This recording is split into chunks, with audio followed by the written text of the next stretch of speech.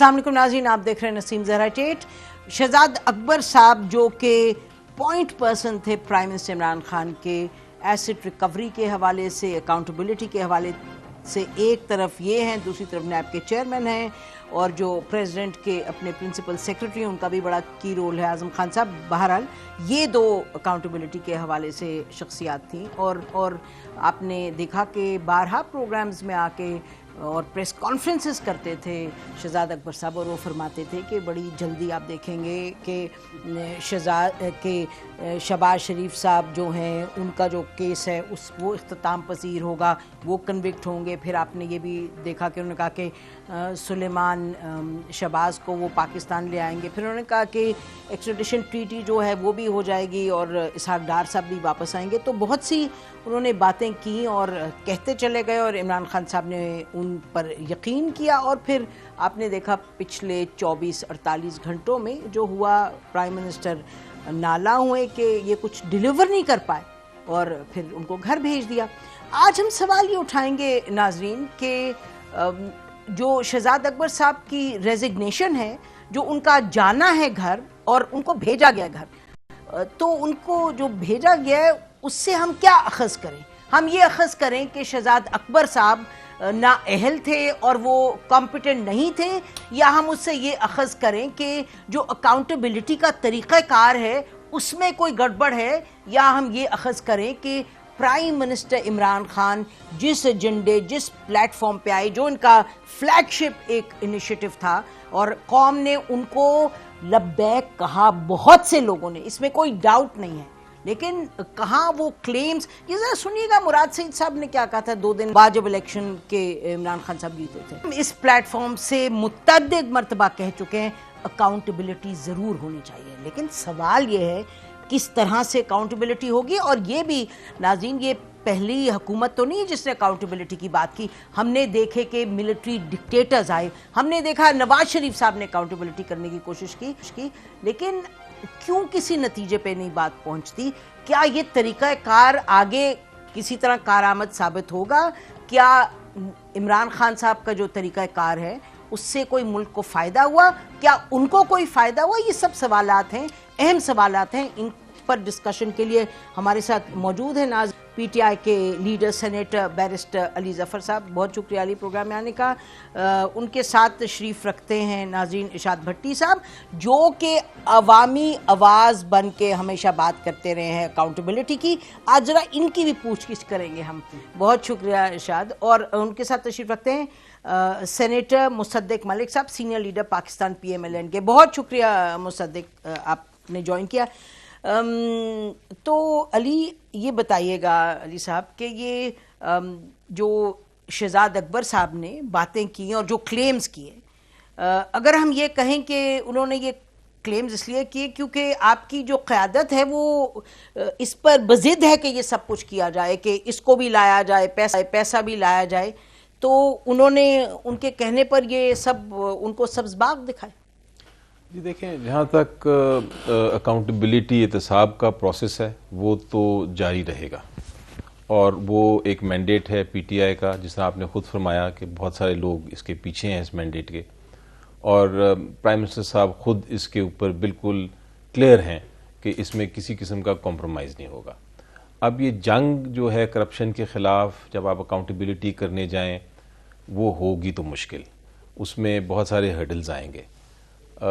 आपको अपनी टीम शायद चेंज करनी पड़ती है जब आप देखें कि वो जो आप एक्सपेक्ट कर रहे थे, जो आप चाहते थे, जो आप प्रोसेस को साफ, शफाफ और तेज़ी के साथ जो आपका मैंडेट था वो आप पूरा करना चाहते थे, तो वो जब नहीं कर रहे आपके, जिन लोगों को आपने इंचार्ज बनाया, तो फिर बेहतर ये है कि आप नेक्स्ट टीम लेके आए। अच्छा अली, तो ये एक टीम का चेंज, जिस तरह सारा डिबेट हो रही है, मुझे कोई इसमें कोई ऐसी प्रॉब्लम नहीं नजर आ रहा। आपको लग रहा है ये टीम का जो चेंज है वो है, लेकिन आप देखें यूके में जो कोर्ट्स हैं उधर से आपने देखा कि एक केस में पाकिस्तान को काफ़ी पैसे लेके आए। कौन सा केस था जो जिसमें कि कितने अरब रुपए वापस पाकिस्तान लेके आया? ये 39 अरब 45 अरब। लेकिन ये जो केसेस हैं ये तो यूके की गवर्नमेंट में आपने दिए, आपने वहाँ इंस्टीट्यूशंस में दिए, तो उन्होंने तो उस पर अंडा मिला ना उस पे।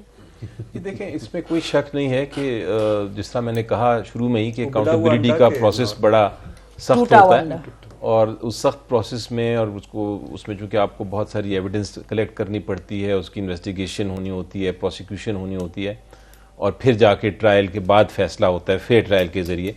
जिसके खिलाफ इल्ज़ाम है उसको भी आपको देना पड़ता है पूरा मौका कि वो अपने आप को डिफेंड कर सके। तो ये आसान काम तो नहीं था, लेकिन उसको शुरू कर दिया गया है और बड़े ज़ोरों शोर से शुरू किया हुआ है। तो जिस तरह मैं कह रहा हूँ कि आप ठीक है, दुरुस्त कह रही हैं कि बहुत सारे रिजल्ट्स नहीं आए अभी तक, कुछ भी नहीं आया सर, अलावा पनामा के एक केस में जो कन्विक्शन हुई है। अगर आप इजाज़त दें तो जो जजेस कहते रहे हैं पिछले कुछ केसेस में, चीफ जस्टिस साहब ने 2019 सितंबर के खिताब में उन्होंने कहा कि हम बतौरे इस तासुर को हम बहुत ख़तरनाक समझते हैं कि मुल्क में जारी एहतसाब सियासी इंजीनियरिंग है। ये जस्टिस खोसा ने कहा 2019 में। अच्छा, 17 मार्च 2020 में ख्वाजा साद के रफ़ीक के केस में जब फैसला आया तो उसमें ये कहा कि बड़े पैमाने पर ये तासुर है कि जो ताकत में होते हैं वो नैब को एक टूल के तौर पर जुल्म और सियासी मुखालिफिन से इंतकाम लेने के लिए इस्तेमाल करते हैं। ये कोर्ट ऑर्डर्स में से मैं पढ़ी। अच्छा, फिर पता है तो फिर 2021 जुलाई में शाहिद खाकान अब्बासी में इस्लामाबाद हाई कोर्ट ने कहा कि शाहिद खाकान अब्बासी के केस का फैसला, जो शाहिद खाकान की हिदायत पर कंसल्टेंट की तैनाती का कोई रिकॉर्ड नहीं, नैब नहीं बता सका कि दूसरी रियासत पर कंसल्टेंट की तैनाती में असर अंदाज कैसे हुए। अच्छा, और आखिर में अभी खुर्शीद शाह साहब का आपने देखा परसों फैसला आया कि सुप्रीम कोर्ट का खुर्शीद शाह के फैसले में नैब खुर्शीद शाह के असासों से मुतालिक ठोस मवाद पेश नहीं कर सका। नैब के पास कोई शवाहिद नहीं है। नैब ने खुर्शीद शाह की ज़रूरी आमदन का तखमीना कानून के मुताबिक नहीं लगाया। गिरफ्तारी के 2 साल बाद नैब रेफरेंस दाखिल नहीं कर सका। तो ये मुझे बताइएगा कि तवातुर के साथ अली जफर साहब ये कोर्ट कह रहा है, तो फिर आप कहें कि सारी कोर्ट गलत बात कह रहे हैं, या आप कहें कि there is a major problem, major flaw? जी, मैं बिल्कुल वो एक्सप्लेन करता हूँ आपको। जब आप एक करप्शन का केस फाइल करती हैं और स्पेशली मनी लॉन्ड्रिंग की बात हो या वाइट कॉलर क्राइम जिसको आप कहती हैं उसकी बात हो, तो 4 डिफरेंट फेजेस हैं जिस पे गलतियां हो सकती हैं और उसका इम्पैक्ट हो सकता है फाइनल रिजल्ट पे। शुरू होती है बात हमेशा हर क्राइम के केस में इन्वेस्टिगेशन से। अगर इन्वेस्टिगेशन में आप कुछ फ्लॉज रख दें तो फिर वो एंड में जाके उसका रिजल्ट आपके अगेंस्ट ही होगा। चाहे कोई मर्डरर हो, चाहे कोई करप्ट इंसान हो, वो बच के निकल सकता है अगर फ्लॉ हो जाए इन्वेस्टिगेशन में। इन्वेस्टिगेशन आपके पास नैब करती है इस किस्म के केसेस में, और अगर वो वहाँ कोई गलती हो तो फिर वो उसका इम्पैक्ट हो सकता है। दूसरी फेज़ होती है प्रोसिक्यूशन की। अब प्रोसिक्यूशन का काम होता है कि वो इन्वेस्टिगेशन को देख के उसके बाद फैसला करे कि हमने किस तरह केस चलाना है। अब मसलन अगर प्रोसिक्यूशन का एग्जांपल आपको देता हूँ, अगर आप प्रोसिक्यूशन की जबकि रेफरेंस फाइल करते हैं, आप 400 विटनेसेस उसमें पेश कर दें, तो फिर आप एक्सपेक्ट कर ही नहीं सकते कि केस ने 1 साल में, 2 साल में, 3 साल में, वो 5 साल में भी फैसला नहीं होगा। तो प्रोसिक्यूशन का काम है कि वो एक तरह मॉनिटर करे, देखे कौन से उसके की विटनेसेस हैं और उसको स्ट्रीमलाइन करे केस को। तीसरी स्टेज होती है प्रोसिक्यूशन के बाद, जिसको मैं फेयर ट्रायल कहता हूं, कि आपका जो डिफेंस अटर्नीज हैं उनके पास भी चांस होता है कि पूरी अपनी डिफेंस पेश करें, और उनका काम होता है कि स्पेशली वो करप्ट लोगों को बचा रहे हैं तो फिर उनका काम होता है कि इसको डिले करें, वो उसमें भी कामयाब होते हैं। और फिर 4th स्टेज आती है जुडिशरी की। जुडिशरी भी आप देखें, अगर एक जज के सामने 30-30 केसेस हो जाएंगे, 100-100 विटनेसेस हर केस में होंगे, तो वो अपना काम भी पूरी तरह नहीं कर सकेगा। उसके लिए भी एक ज़रूरी है कि आप उनकी ट्रेनिंग भी करें और उनका साइज भी इंक्रीज करें। तो आप एक चीज़ को पिन पॉइंट नहीं कर सकते। ये एक इशू है, और सबसे बड़ा इशू ये है कि ये जब करप्शन के खिलाफ आप लड़ते हैं, जंग शुरू करते हैं, तो वो आपको पता है हमारी 1947 से जंग चल रही है और उसको सीरियसली अभी तक किसी ने नहीं लिया। ये मेरी नज़र में पहली रिजीम है जिसने सीरियसली टॉप करप्शन को पकड़ने की कोशिश की। ओवर टू यू जी भट्टी साहब बिलीव मी, इतनी इंटेलेक्चुअल बहस हुई, मुझे तो नींद आ रही थी। अब बताएं नहीं बताएं, अब बताएं कि शहजाद, आप चाहते थे ना कि अकाउंटेबिलिटी। मैं तो आज भी चाहता हूँ, मैं कल भी चाहूंगा, मैं परसों भी चाहूंगा, जब तक हुआ जिंदा क्या, हूँ हुआ चाहूंगा। कैसे? अच्छा, आपने किया क्या? यानी शहजाद अकबर साहब का आपने किया। शहजाद अकबर साहब के दो पार्ट्स में अगर इसको हम डिवाइड करें, एक कि उन्हें निकाला क्यों गया, दूसरा कि उन्होंने किया क्या। पहले कि किया क्या, निकाला क्यों गया, मैं आपको 10 पॉइंट्स उनके बताऊंगा जिस पर इमरान खान साहब ने निकाला उनको। वो अगले गेस्ट भी बैठे। तो हाँ, तो नहीं, वो अगली मर्तबा हाँ, एक पॉइंट अगली हाँ, मर्तबा। जल्दी हाँ। तो ये तो मान लेना कि अक्रॉस द बोर्ड ये माफियाज का मुल्क है, इसमें कोई शक नहीं, अनडाउटेबली ये डीलों ढीलों पतली गलियों और चोर दरवाजों का मुल्क है, कोई शक ही नहीं है। हमारा निज़ाम मच्छर पकड़ लेता है मुझ जैसों को, और मगरमच्छ दरमियान से निकल जाते हैं आराम सुकून के साथ। और इस मुल्क में ताकतवर और पैसे वाले का अब इसके बाद एहतसाब नामुमकिन है। लेकिन जो थे शहजाद अकबर साहब, वो अपने आज़म खान की टीम के अहम मेंबर और इमरान खान साहब के ओपनर मंसूर अख्तरी साबित हुए ये। खैर, तो वो तमाम ताकत, तमाम इख्तियारात और पूरी हुकूमती मशीनरी के बगैर के साथ FIA, एंटी करप्शन, पंजाब, मरकज, सब उनके पास था। अच्छा, उनके महकमे का था एसेट रिकवरी यूनिट। कोई इस एक धेला लूटी दौलत वापस लानी थी, एक धेला वापस नहीं। अच्छा, काम था एहतसाब, किसी एक बंदे का उन्होंने वो एहतसाब करवा सके नहीं। काम था मुजरमों को कैफरे किरदार तक पहुंचाना, नहीं।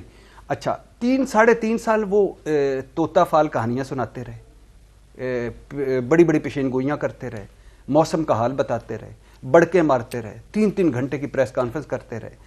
और उसमें हुआ ये कि पहले जो वो लोग जो समझते थे कि हाउस ऑफ जरदारी और हाउस ऑफ शरीफ करप्ट है, वो कंफ्यूज हो गए कि शायद ये तो मेरा ख्याल है नहीं है, कोई निकला कोई। अच्छा, इसहाक डार को वापस लाएंगे, MOU साइन हो गया। नवाज शरीफ साहब को वापस लाएंगे, शहबाज शरीफ साहब को वापस लाएंगे, सलमान शहबाज को, अली इमरान को, फलां को स्विस अकाउंट के पैसे आने वाले हैं। दुबई लीक्स में जिनके नाम है हम उनके पीछे हैं। करप्शन का खात्मा कर देंगे, फिक्र ना करें। प्रेस कॉन्फ्रेंस पता नहीं, फिर शहबाज शरीफ साहब से सवाल, मरियम नवाज साहब से कुछ जरदारी और बिलावल के करप्शन के किस्से, कभी ये भड़क कभी वो भड़क, और कुछ भी नहीं। कोई तैयारी नहीं थी, कोई पेपर वर्क नहीं था इमरान खान साहब की तरह, कोई होमवर्क नहीं था और कोई प्लान नहीं था। एहतसाब को मजाक बनाकर निकल गए वो, एहतसाब को गाली बना दिया उन्होंने, एहतसाब की रीढ़ की हड्डी तोड़ दी उन्होंने। और मैं इस हुकूमत से कहना चाहता हूं कि एसेट रिकवरी यूनिट और उनके दौरों पर कितना खर्च हुआ हमारा पैसा, वो भी ज़रा बताएं, और उन्होंने कितना पैसा ले के आए ये भी ज़रा बताएं। तो ये तो था कि उनकी कारकर्दगी ओवरऑल। निकाला क्यों, ये मुसद्दक मलिक साहब और अली जफर साहब के बाद मैं दोबारा बता जी। मुसद्दक, तो जो पैनलिस्ट हैं दोनों हमारे, वो तो कह रहे हैं कि प्रॉब्लम है कि टेक्निकली ठीक तरीके से आगे बढ़े नहीं। ये इनका भी, इरशाद का भी ये कहना है भट्टी का कि जी मामला सही तरीके से हैंडल हुआ, मजाक बनाए है। और अली कह रहे हैं, अली जफर, कि भाई ये मामला 4-5 स्टेजेस हैं। सो इट सीम्स कि जी तरीक़ाकार ठीक नहीं था। मैं ये समझता हूँ जी, आपने अभी तक तो बात की है एहतसाब की, अभी तक आपने जो बात नहीं की वो है इंतकाम की। और मैं ये समझता हूँ ये एहतसाब की आड़ में जो इंतकाम लिया जा रहा था, जिसके मुतल्लिक बहुत सी गुफ्तगू हो रही है, सवाल ये पैदा होता है कि उसकी कीमत किसने अदा की। आपने एहतसाब करना था, इमरान खान साहब ने आके कहा मैं इसको मूंछों से पकड़ूंगा और मौत की काल कोठरी तक लेकर जाऊंगा, और फिर आपने हेरोइन डाल दी राना सनाउल्लाह की गाड़ी में, 20 या 30 किलो हेरोइन निकाल दी। ये एहतसाब है, जितने किलो भी निकाल दीजिए, सजाए मौत है उसकी, जितने किलो भी थी। उसके बाद आपने उनको मौत की काल कोठरी में रखा, ऐलान करके, पहले ऐलान किया कि मैं इसको मूंछों से पकड़ के, हेरोइन से पहले ऐलान किया। तो कीमत किसने अदा की जो मौत की काल कोठरी में वो रहे? आप मुझे ये बताइए कि जो हमारे प्राइम मिनिस्टर साहब थे, अब्बासी साहब, शाहिद खान अब्बासी साहब, 9 महीने उनको मौत की काल कोठरी में रखा गया, 3 महीने उनको आइसोलेशन में रखा गया। किसने कीमत अदा की? आज ही आपने अभी अदालत का फैसला जो है वो पढ़ के सुनाया ना लोगों को। इस बुनियाद पे 9 महीने आपने मौत की काल कोठरी में एक बंदे को रखा कि हो सकता है वो एक अकाउंटेंट जो USAID ने लगाया था, वो आपकी हुकूमत ने, जब आप वजीर थे, आपके इन्फ्लुएंस के जरिए लगवाया। ये मुकदमा कर रहे थे, ये एहतसाब हो रहा था, ये वो लाखों करोड़ों अरबों की दौलत जिसका जिक्र हो रहा है कि लूट गए मगरमच्छ, ये है मगरमच्छ। यानी 1 साल 1.5 साल तक रहे ख्वाजा साद रफीक साहब और उनके भाई सलमान रफीक साहब, 2 साल जेल काट कर आए। क्यों काट कर आए जी? किधर है वो एहतसाब? क्या अदालत क्यों कह रही है ये सब कुछ? और कोई एक नाम हो, आपने नवाज शरीफ को जेल में डाला, शहबाज शरीफ को जेल में डाला, Maryam jail, Hamza jail, Saad Rafique jail, Salman Rafique jail, Khawaja Asif jail, Ahsan Iqbal jail, Miftah Ismail jail. कोई एक केस, किसी एक का कोई आप वो फैसला जो है अदालत से निकाल के दिखाएं कि बड़े सबूत थे, अभी मुकम्मल नहीं हुआ, जैसा कि मेरे दोस्त सेनेटर साहब अली जफर साहब कह रहे थे, सही कह रहे थे। कोई दिखाएं तो सही ना, अदालत कह रही हो कि हाँ इतने ठोस सबूत। और शाम को 8 बजे वो स्लो मोशन के अंदर चल रहा है एक पर्चा जो मिर्ज़ा शहजाद अकबर साहब लेकर आते थे, उसके ऊपर हाईलाइट हुए होती थी चीज़ें, और बार बार वो उसको जूम करते थे, वो कहते थे जी 17 नंबर ज़रा लाइन चलाएं जी, और वो ऐसी हाईलाइट येलो। वो कहाँ गए जी? वो कहाँ गया सारा कुछ? और ये लोगों की ज़िंदगी जो आपने लूटी है, जिनके 2-2 साल जिंदगी के 60-70 साल की जिंदगी में से 2 साल आपने जो लूट के उनको मौत की काल कोठरी में डाला, उसकी कौन? ये एहतसाब है जी?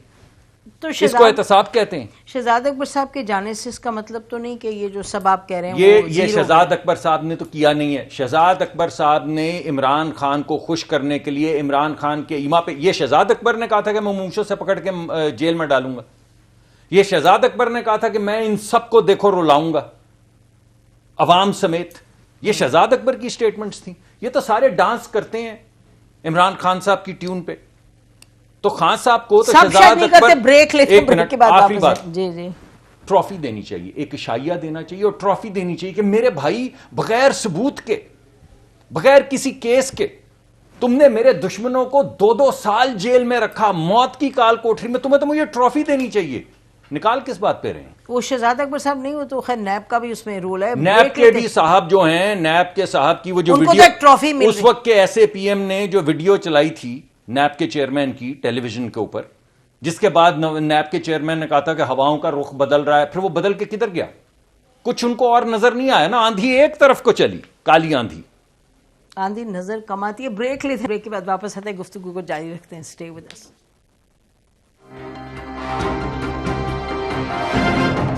वेलकम बैक नाज़रीन। हम बात कर रहे हैं शहजाद अकबर साहब के जाने की, और बात उससे जो अहम बात है वो ये है कि एहतसाब का जो अमल है, जो ये हुकूमत और प्राइम मिनिस्टर इमरान खान ने कहा था सबसे उनका अहम काम एहतसाब होगा, उस एहतसाब के चीथड़े हुए हैं इस वक्त। और नैब के हवाले से भी बात करेंगे अली ज़फ़र साहब से। अली ज़फ़र साहब बैरिस्टर हैं, ये जानते हैं कानून।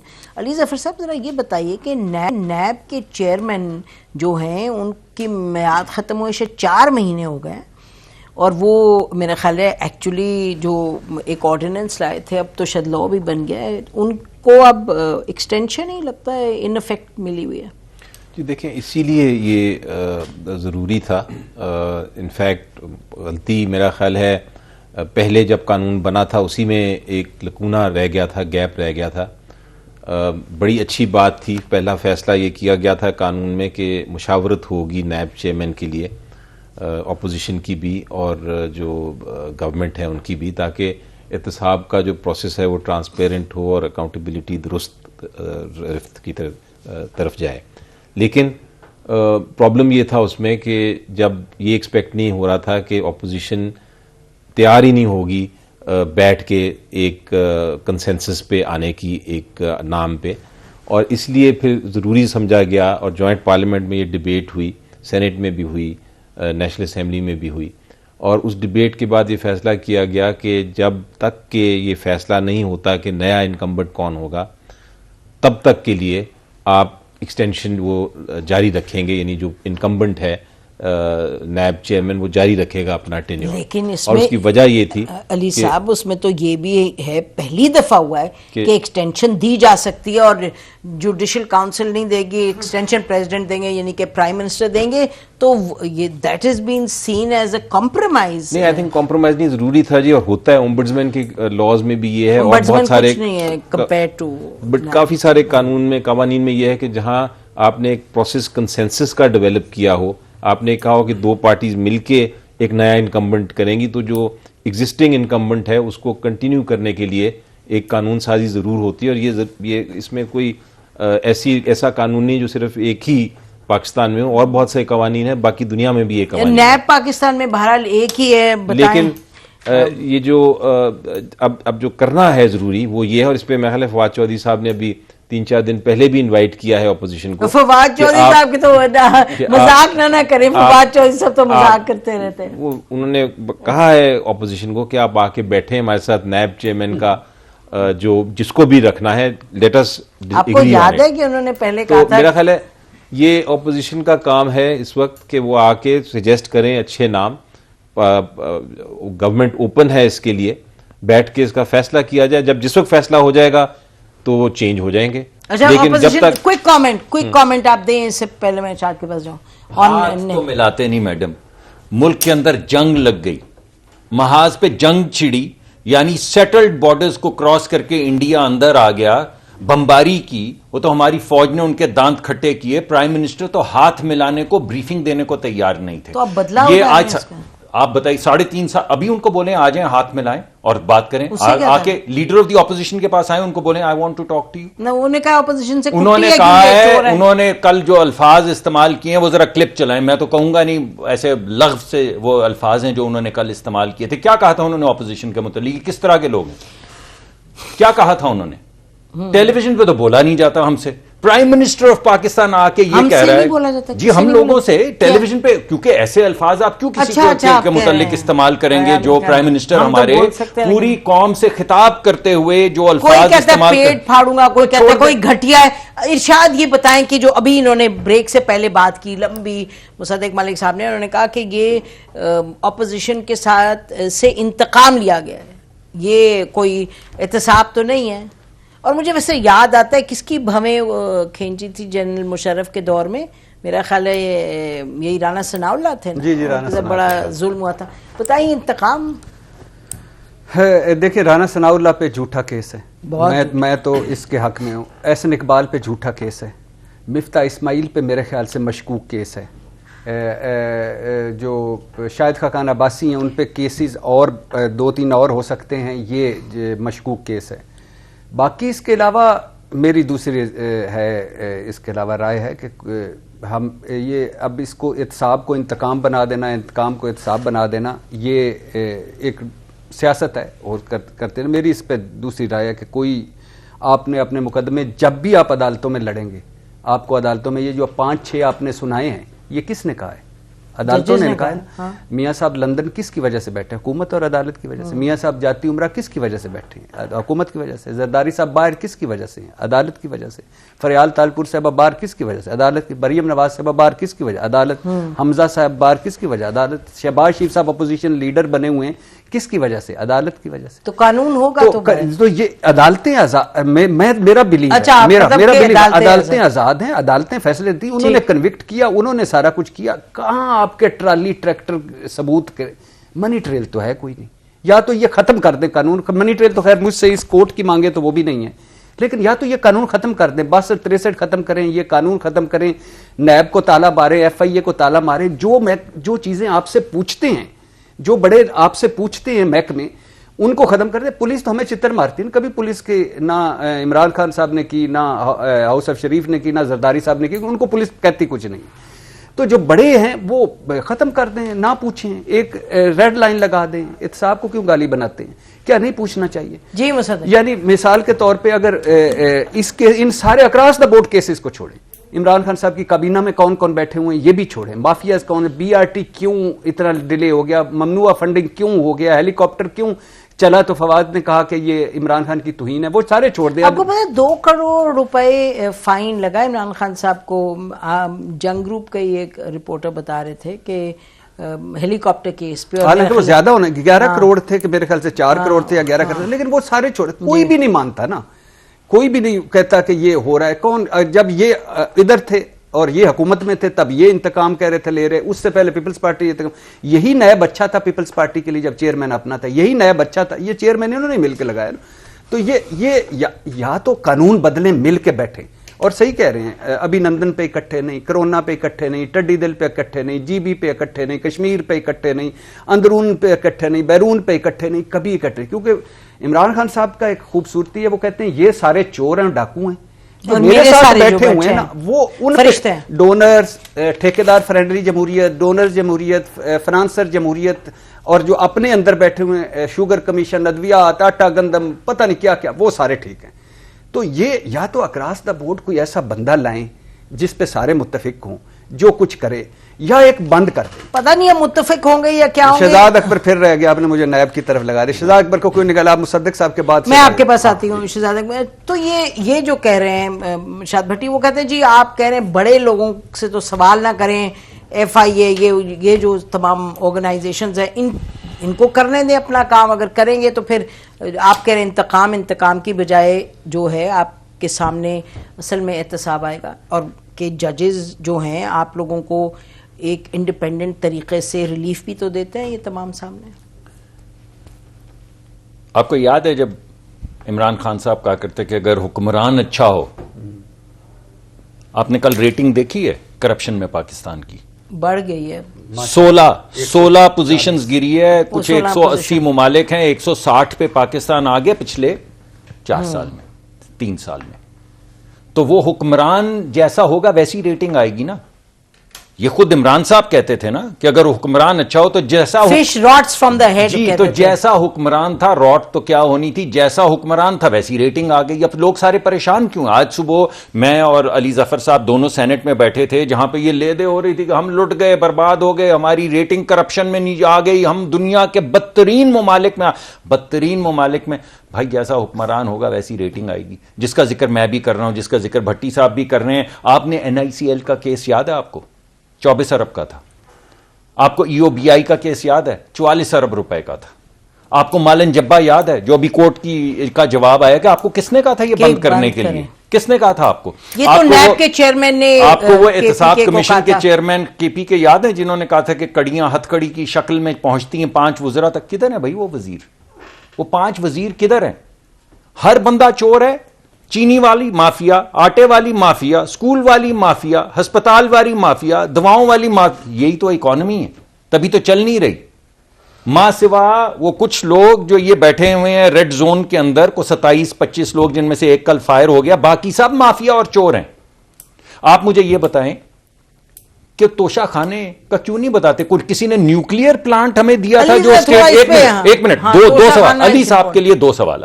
पहली बात यह है कि हमने इनको यह कहा कि आप मुल्क का नाम मत दीजिए, क्योंकि सेंसिटिव बात है, तो मुल्क का नाम आप ये बताइए आपको तोहफा क्या मिला, आपने कितने में खरीदा है, और ये बताइए कि आपने खरीदा है या नहीं खरीदा, आप में या आप में किसी अहले खाना ने खरीदा है या नहीं खरीदा। पहला सवाल।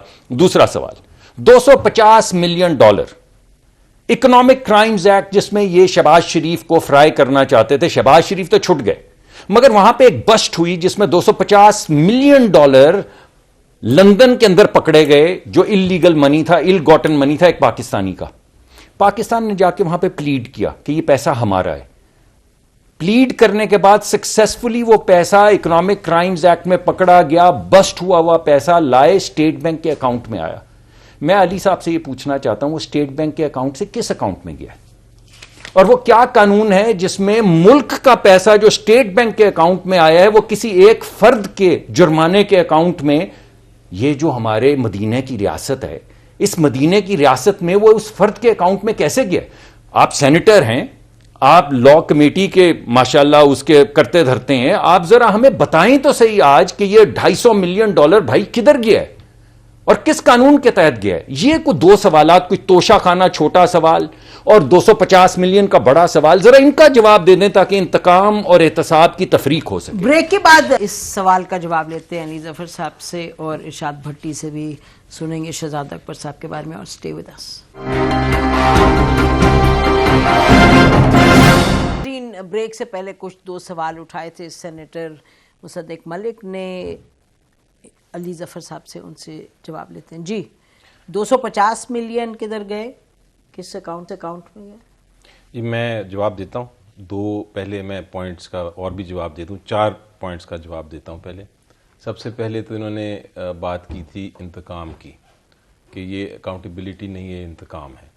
मैं एक छोटा सा इसका जवाब देना चाहता हूँ कि मेरे एक्सपीरियंस में जब भी किसी को आप अकाउंटेबिलिटी के केस में मुलविस करते हैं, जब भी आप किसी के ख़िलाफ़ कोशिश करते हैं कि उसकी करप्शन ख़त्म हो, तो वो यही जवाब आता है। तो इसको तो मैं टोटली इग्नोर करता हूँ कि जी ये जिसको आप एहतसाब करने की कोशिश करेंगे वो यही कहेगा इंतकाम हो। हमने इसलिए आपसे पूछा भी नहीं था ये सवाल, लेकिन ये बहरहाल एक पहला था।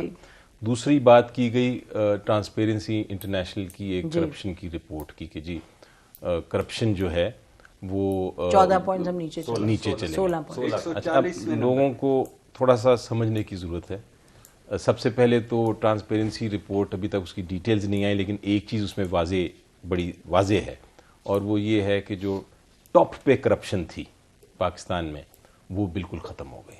यानी उसमें लिखा ही है, उसमें ये एक उसका पूरा पैराग्राफ है जिसके अंदर ये कहा गया है कि ऊपर की कोई करप्शन नहीं नज़र आ रही।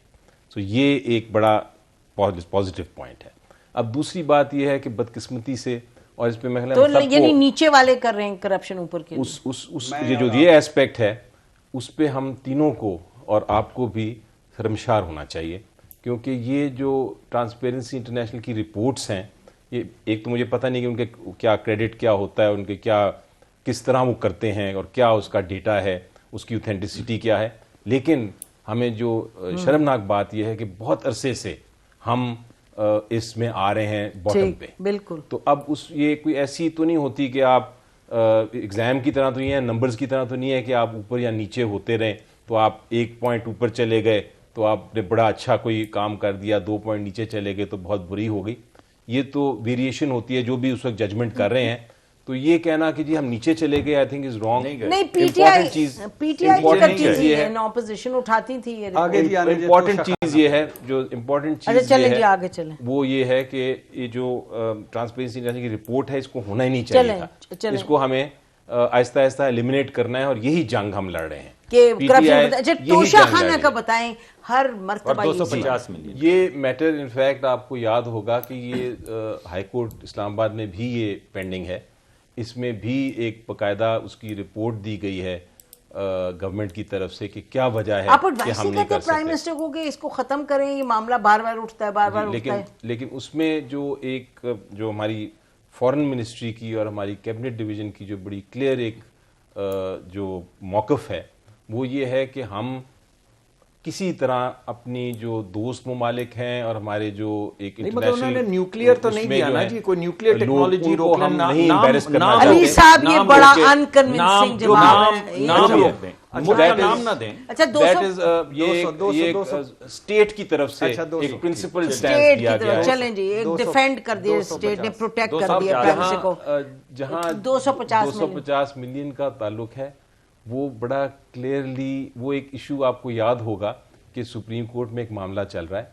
सुप्रीम कोर्ट ऑफ पाकिस्तान ऐसे तो सेटल हो गए। सुप्रीम कोर्ट ऑफ पाकिस्तान ने ये फैसला किया हुआ है कि जो सेल है प्रॉपर्टी की, जो डेवलपमेंट हो रही थी बहरिया टाउन की कराची में, वो प्रॉपर्टी को आप सेल कर दे गवर्नमेंट ऑफ सिंध, क्योंकि पहले जो सेल प्राइस था वो उस सुप्रीम कोर्ट की जजमेंट के मुताबिक वो सेल प्राइस दुरुस्त नहीं था। इसलिए दोबारा से एक ऑफ़र किया गया, और ऑफ़र में सुप्रीम कोर्ट की ऑस्पिसीज़ के नीचे वो ऑफ़र एक्सेप्ट हुआ, जिसके अंदर ये फैसला हुआ कि ये जो पैसे हैं ये आपने जमा कराने हैं इंस्टॉलमेंट्स में। नो, हैंग ऑन, नो, मैं वो बात नहीं कर रहा हूं। वो जुर्माना तो हुआ है, मैं मानता हूं। मैं ये कह रहा हूं कि इकोनॉमिक क्राइम्स एक्ट के अंदर जो बस्ट हुए पैसे 250 मिलियन, जिसके लिए पाकिस्तान ने जाके प्लीड किया मुबैना तौर पे, दोबारा कहता हूं, मिर्जा शहजाद अकबर साहब की एक वीडियो सर्कुलेट करती रही कि वो उन्हीं साहब के आसपास किसी गाड़ी में कोई पता नहीं बैग था, ब्रीफ केस था, क्या था मामला। उसके बाद 250 मिलियन डॉलर यहां पे स्टेट बैंक के अकाउंट में आए। वहां से वो इस जुर्माने के अगेंस्ट कैसे एडजस्ट हुए, ये है सवाल। जुर्माने का तो हम नहीं कह रहे। आपने मुझे रोक दिया, मैं माफी चाहता हूं, मैं करने की कोशिश कर रहा था जी। सुप्रीम कोर्ट ऑफ पाकिस्तान ने ये कहा कि आप जो है ये इस प्राइस में खरीदें और इसको इंस्टॉलमेंट्स में करें, और उसके बाद उसमें बाकायदा मैकेनिज्म बनाया गया कि वो पैसे कहाँ किस तरह आएंगे और किस तरह कमाए जाएंगे, और उसकी क्या एसेट्स भी बेचें और एसेट्स बेच के भी आप पैसे लेके आएं। अब जो एसेट्स जहां भी हों, मुल्क में बाहर भी हों, अंदर भी हों, जब वो जो ओनर है अपने एसेट्स बेचता है, उसके बाद उसको लाने का तरीका यही है कि वो पैसा आपका स्टेट बैंक के थ्रू ही आएगा, वो डायरेक्टली नहीं आता जब आपकी फॉरेन एक्सचेंज के जरिए आए।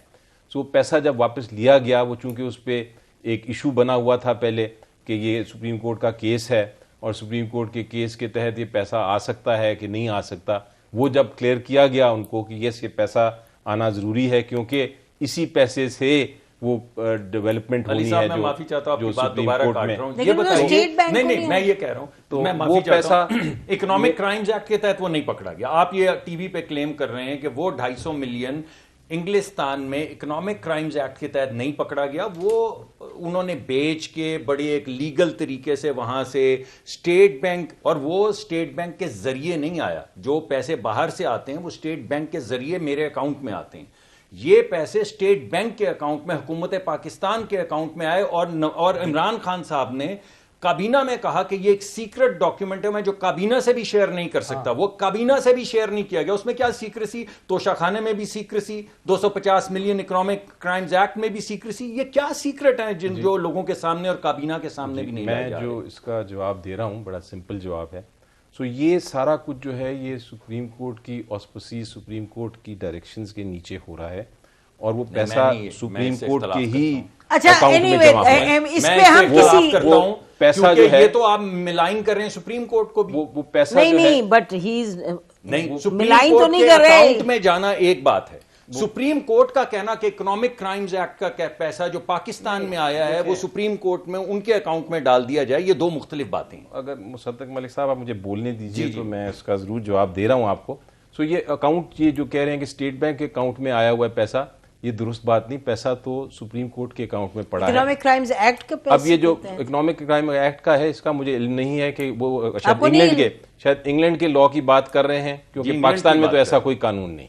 इंग्लैंड ही में पकड़े गए ना मुझे नहीं पैसे, पता तो इंग्लिस्तान से इंग्लिस्तान का क्या कानून है और उन्होंने किस तरह भेजा है उसका ये इरशाद भट्टी को पता है, बोलो। मुझे उसका बिल्कुल इल्म नहीं है। नहीं, ये मुसद्दक मलिक साहब ठीक कह रहे हैं। पहली बात तो ये है कि 45 अरब या 190 मिलियन पाउंड या उनके 250 मिलियन पाउंड ये आया, फिर डॉलर आया, फिर उसके बाद ये एडजस्ट हुआ और फिर इमरान खान साहब ने इसको सीक्रेट डॉक्यूमेंट किया। ये भी एक शहजाद अकबर साहब पे मुबैना तौर पे इल्ज़ाम है। शहजाद अकबर साहब पे एक ब्राड शीट का भी है कि वो मुबैना तौर पे मूसवी से मुलाकातें और साडा कट किथे मुबैना तौर पे, और फिर मियाँ मोहम्मद सोमर और उनकी लड़ाई जो आप ज़मीन अपनी जायदाद पे, वो भी एक था। फिर रावलपिंडी रिंग रोड पर मुबैना तौर पर ज़ाती मफादात का था। ये सब कुछ तो मुबैना है। तो हाँ, तो मुबैना, ये मुबैना इसलिए कभी साबित अच्छा। वो करना। अच्छा, लेकिन दो तीन बातें इन्होंने मैं जल्दी का शायद कर रहा हूँ। ऊपर वाली करप्शन ट्रांसपेरेंसी ने कह दिया इस हुकूमत में नहीं। मैं मुबारकबाद देता हूँ, मतलब करप्ट हम रह गए हैं अल्लाह के फजल से, सारे ऊपर बैठे हुए हैं। अब मैं क्या करूँ। और रिपोर्ट, यही रिपोर्ट इमरान खान भाषण दिया करते थे, देखा है ट्रांसपेरेंसी, यानी उन्होंने हमें ये पका दिया था, ये उनकी। और फॉरेन मिनिस्ट्री का रूल है, तोशाखाना नहीं बनाया, ये रूल शाह अहमद कुरैशी को नहीं पता। 23 तोहफों की तो वो डिटेल दे चुके हैं, इमरान खान क्यों नहीं देते? अगर फॉरेन मिनिस्ट्री का होता तो फॉरेन मिनिस्टर क्यों देता? उसके कहने जो दिए उन्होंने डिटेल, किसी मुल्क के साथ ताल्लुकात अच्छा, ये 4 मिनट रहते हैं प्रोग्राम के। मैं चाहती हूँ आप तीनों से पूछूं, क्योंकि देखें लोग सुन रहे हैं आपको, वो ये कि इस मुल्क में करप्शन ना हो, जाहिर है कौन कहेगा कि हो करप्शन। तो और हमने अभी नहीं लिया, आप शुरू में भी कह रहे थे 70 साल की बात करते, लेकिन 70 साल में every time anything starts it's reduce to zero. और अभी भी मैं ये कहूँगी, मैं तो बिल्कुल मेंटेन करती हूँ कि अभी भी जो एफर्ट हुआ है, हाँ बात होती है करप्शन की, लेकिन कोई नतीजा खेज अमल नहीं हुआ। नहीं, मैं सबसे पूछती हूँ, सबके पास 1-1 मिनट है, 1.5 मिनट, बताएं what's the way forward on this. जी, the way forward is very simple जी। एक दोबारा विद फुल विगर, पूरे ज़ोरों शोर से ये अकाउंटेबिलिटी प्रोसेस को, जो गैप्स रह गए थे, जो लकूनाज रह गए थे, उनको आइडेंटिफाई करके आगे चला जाए। इसमें कोई घबराने की ज़रूरत नहीं, कोई इसमें रुकावट की ज़रूरत नहीं, पूरी कौम साथ खड़ी है। और आप देखें, मैं एक छोटे से केस का मैं पर्सनली बात करना नहीं चाहता, ना मैं करता हूँ, लेकिन मैं नाम भी नहीं लूँगा। केस जो मैंने देखा अभी रिसेंटली, उसके अंदर 100 बंदा है जो एम्प्लॉई है एक शुगर मिल का, और उनके नाम लाखों करोड़ों रुपए उनके अकाउंट्स में जा रहे हैं। सो वो जब इस किस्म की चीज़ आप देखते हैं तो फिर वो आपको एक लॉजिकल एक मंतक का आपका कहता है कि ये जरूर बीच में कोई गड़बड़ है। उस चीज तक पहुंचना, उसको जब हम पहुंचने की कोशिश करते हैं तो जो लेकिन फिर आप माफियाज हैं वो- इंस्टीट्यूशंस ऐसे बनाएं कि इतने साफ शफाफ तरीके से पहुंचे, बजाय कि कंट्रोवर्शियल हो। वेरी क्विकली आप बताएं, फिर मैं मुसद्दिक साहब को। करप्शन बढ़ेगी। मैं तो उन 40 ऊपर जो हमारे ममालिक हैं, मैं तो उनकी खुशनसीबी पे है कि हम, आप देखिएगा दिन ब दिन 50 पे आएंगे, 60 पे आएंगे, 70 पे आएंगे, 80 पे आएंगे और हम नंबर 1 पे आएंगे इस पे। उसकी वजह यह है कि ऊपर तमाम अक्रॉस द बोर्ड कह रहा हूँ, जीरे ब्लेड और बनारसी ठग गए। नीचे निज़ाम इंसाफ नकारा फरसूदा सपोर्ट करता है और फैसिलिटेट करता है। नीचे आवाम है जो जिनमें अक़लियत को निकाल कर वही हैं जो ईमानदार हैं, जिनका दाव नहीं लगा या जो पकड़े नहीं गए, या जो कौम कहती है कि लगाता है तो खाता भी तो है, खाता है तो लगाता भी तो है। तो ये सारे अब यानी आखिरी आपके पास एक चॉइस थी ना इमरान खान साहब की, तो इमरान खान साहब ने सारे चुन चुन कर वो लिए, सारी हुकूमतों के वो चुन चुन कर लिए जिनके खिलाफ वो जहाद करते थे। तो इस करप्शन ने कम नहीं अच्छा, होना, तो बढ़ना आप है। कह रहे हो कि there is no hope ji. Musaddiq last में जी, मैं ये समझता हूं कि जो आपने असल में इदारा जाती बात की है, असल बात वो है डीएनए, जो नैब के डीएनए के अंदर इंतकाम है।